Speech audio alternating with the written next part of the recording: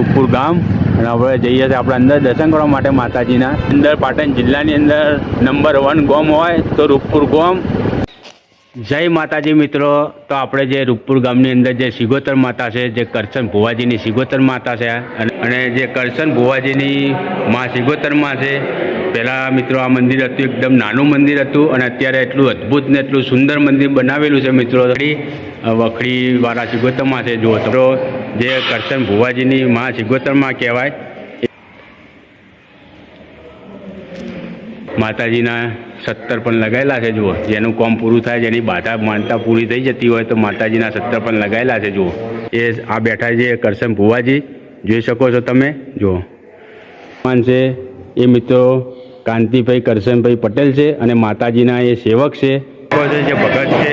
એ બધા છોકરાઓ અહીંયા કામ કરે છે માતાજીના ધામની અંદર. એકદમ ફ્રી સેવા છે, ફ્રી ચાર્જ વગર મિત્રો દર રવિવારે જમવાનું હોય છે.